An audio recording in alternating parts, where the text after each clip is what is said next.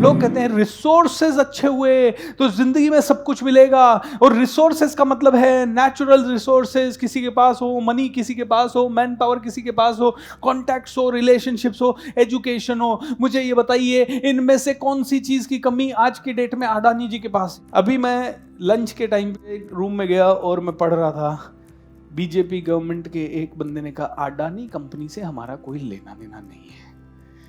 कौन था ये कौन था? कॉन्टैक्ट्स। बोला जाता है भाई मोदी जी के साथ डायरेक्ट कॉन्टैक्ट है सब। मोदी जी कहेंगे भैया तू कौन? कॉन्टैक्ट से क्या करोगे आप कौन? Contact can not make you super rich, contact can help you earn a little bit of money. Contact सिर्फ थोड़ा बहुत पैसा अर्न करने में मदद कर सकते हैं। किसी ने मुझसे पूछा भूपेंद्र आप सेलिब्रिटीज को आजकल क्यों बुला रहे हो, है ना? इससे हमारी लाइफ में कोई खास वैल्यू थोड़ी ऐड हो रहा है। मैं कहता हूँ मुझे भी नहीं हो रहा है ऐसा, कोई मेरे को भी कोई एक्स्ट्राऑर्डिनरी वैल्यू मिल रहा है या इसके कारण मैं सुपर हैप्पी हूँ, नहीं। बट यस हम बुला रहे हैं क्योंकि कई लोगों को लगता है कॉन्टैक्ट्स हैं तो मतलब this guy is a bitter one, है ना? Brand building initiative, to be very honest, है ना? साफ शब्दों में कहूँ तो। प्लस एक ऑडियंस को भी एक नया पर्सपेक्टिव मिलता है जब इस तरह के लोग आके बात करते हैं। क्या ये मुझे रिच बनाएगा? Probably not. 100 लोगों के साथ कॉन्टैक्ट होना, नीरव मोदी के नहीं थे, विजय माल्या के नहीं थे, किन के नहीं थे कॉन्टैक्ट्स, किन के पास नहीं थे रिसोर्सेज, किन के पास नहीं था इनमें से पैसा, किन के पास नहीं था इनमें से नेचुरल रिसोर्स, एजुकेशन, किन के पास नहीं है इनमें से? Everyone. But how many of you would like to call Vijay Mallya, Nirav Modi success? आप में से कितने लोगों को दाऊद अब्राहम के पास भी ये सब है? जाओ फोटो खिंचाओ, because you don't call him a success. Okay, आप में से कितने लोग कहते हैं अपने बच्चों को बेटा रोज दाऊद के जैसा बन? कोई नहीं कहता, एक भी इंसान नहीं कहता। कहते हैं नेचुरल रिसोर्सेज जिस कंट्री के पास होते हैं वो कंट्री बड़ी अमीर होती है, लेकिन एक कंट्री की दास्तान सुनिए, ऑयल के ऊपर पूरे वर्ल्ड की इकोनॉमी चल रही है। ऑयल के ऊपर सैकड़ों सालों से पूरे वर्ल्ड की इकोनॉमी चल रही है। जिन कंट्रीज में ऑयल है वो दुनिया के रिचेस्ट कंट्रीज में से हैं, लेकिन उसके बावजूद भी नाइजीरिया, जो कि लिटरली तेल के ऊपर तैर रहा है, वो कंट्री वर्ल्ड की पुअरेस्ट कंट्रीज में से एक है। Nigeria should be a massively rich country. It is the most populous country in Africa and in the world's 6th leading oil producer. Over $250 billion in oil has been lifted from the Nigerian soils and waters in the last 40 years. But after years of military rule and rampant corruption, top पे कौन बैठे हैं? Corruption वाले। पाकिस्तान में कौन बैठे हैं? आपके यहाँ इंडिया में आटा 1500 रुपए किलो हो गया, क्या चलेगा आपको? पाकिस्तान में हो रहा है आज। क्यों? क्योंकि टॉप पे कौन बैठे हैं? करप्शन वाले। टॉप पे कौन बैठे हैं? जेब भरने वाले। और ये कहते हैं Nigeria is one of the poorest countries in the world. Float कर रहा है ऑयल के ऊपर, तैर रहा है ऑयल के ऊपर, लेकिन उसके बाद भी उनकी लिविंग कंडीशन वर्स्ट है। उसके बाद भी तेल के कुएं में आग लगी हुई है तो उसको बुझाने वाला कोई नहीं है। नाइजीरिया के लोगों की हालत बहुत ज्यादा बुरी है। $400 बिलियन से ज्यादा का तेल उठाया जा चुका है। ये तो बहुत पुराना आंकड़ा है, अभी तक तो ये आराम से $1000 बिलियन के आसपास हो चुका है। लोग कहते हैं मनी से सब कुछ मिल सकता है, लेकिन हमने बहुत सारी सक्सेसेस देखी।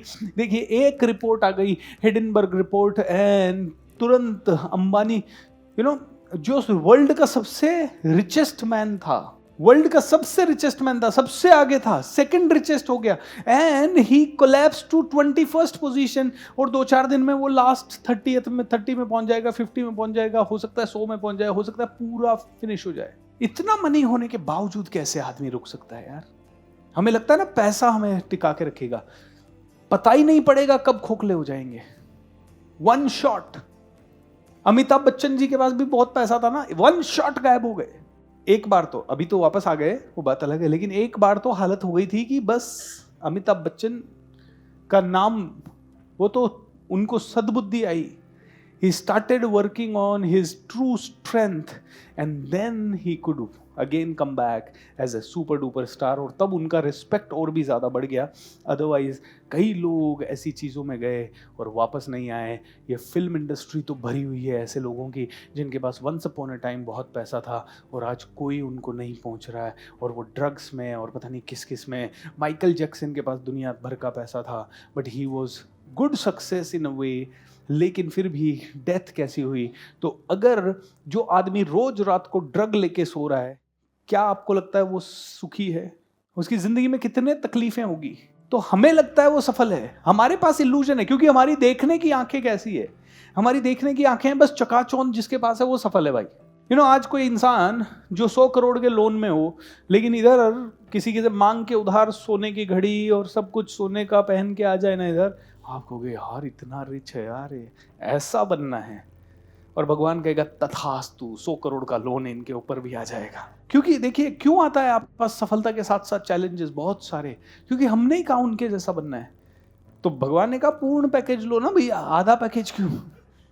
कंप्लीट पैकेज लो। और कंप्लीट पैकेज भगवान ने आपको दे दिया, उनके जैसा बना दिया। मनी के बाद भी कई राजा महाराजा भयंकर तरह से कोलैप्स हो गए, टोटल कोलैप्स हो गए। प्रिंस विक्टर दुलीप सिंह ये बिल्कुल क्या कहते हैं, बैंकरप्ट हो गया। कितने लोग बैंकरप्ट हुए? कहते हैं वॉल्ट डिज्नी भी 4 बार बैंकरप्ट हो गए थे, लेकिन वो आदमी क्यों खड़ा रहा उसकी कहानी आगे बताएंगे। लेकिन ये जो कई लोग बैंकरप्ट हो गए, मैं उस डायनेस्टी से आता हूं जहां हमारे सारे पूर्वज ना रिच लोग थे, सुपर रिच, लेकिन हमारे लिए नालायकों ने कुछ नहीं छोड़ा। क्यों? क्योंकि उनके पास ये था, हाँ हम तो राजा हैं, अल्लाह शराब। तो शराब मस्ती महफिलों में चल रहे हैं, आराम से गीत चल रहे हैं, गाने चल रहे हैं, नाच चल रहा है, और उनको लग रहा है हम तो राजा हैं। इधर से राजा राजन आप तो दयालु हैं, यल्ले सोने की चैन, राजन आपके लिए उसने ऐसा कहा है। एंड फिर वो उससे लड़ाई झगड़ा, भाई भाइयों को मार मूर के सब बराबर हो गया, सारा धन किधर गया पता नहीं, किधर गया पता नहीं। राइट, स्पेशल स्किल्स, लोग कहते हैं सुपर स्पेशल स्किल अगर आपके पास है तो आप बहुत सफल हो सकते हो। आपको पता है जो सचिन तेंदुलकर की स्किल है, क्या वो स्किल दुनिया में कई लोगों के पास नहीं होगी? क्या इतने बड़े देश में सिर्फ एक ही बंदा सचिन की तरह क्रिकेट खेलने वाला होगा? क्या इतनी बड़ी दुनिया में हुसैन बोल्ट से तेज भागने वाला कोई सच में नहीं है? क्या इतनी बड़ी दुनिया में नीरज चोपड़ा से ज्यादा बढ़िया भाला फेंकने वाला कोई बन ही नहीं सकता? चांस मिले ना तो पता नहीं कितने बन जाए, है ना? ये ऐसा क्यों है कि चाइना जैसे देश में 100 स्वर्ण पदक ले आते हैं और हमारे एक आ जाता है तो बस स्वर्ण पदक आ गया, स्वर्ण पदक आ गया। ठीक है, वो जो लाया उसकी तो रिस्पेक्ट होनी चाहिए, but we are satisfied with bloody 1। And China के पास आ रहे हैं 100, 50, 45 रोज के। क्यों? क्योंकि उनके पास रियल में वो गोल्ड मेडल लाने का विजन है। जब बच्चा 5 साल का होता है तब से उसको वो ट्रेनिंग करवाते हैं, और जब वो 20 साल का होता है तब तक तो इतना मंच जाता है कि कंट्री के पास गोल्ड मेडल। अपने तो कोई 5 साल का बच्चा लेके आप अपने बच्चे को पहुंच जाओ कहीं, बोले ये छोटा है इसको छोड़ो यहां से। आपको खुद को विश्वास नहीं होगा कि हमारा बच्चा वर्ल्ड कप ला सकता है। हमारा बेटा तो, हमारा इसके बाप ने कभी सुबह जल्दी उठ के सूरज नहीं देखा और हमारा बच्चा 4 बजे उठ के वर्ल्ड कप लाएगा, पॉसिबल ही नहीं है। तो हमें डाउट होने लग जाता है। स्पेशल स्किल होने से सफलता मिलती है, और उस्ताद बिस्मिल्लाह खां के पास बहुत ही जबरदस्त स्पेशल स्किल थी।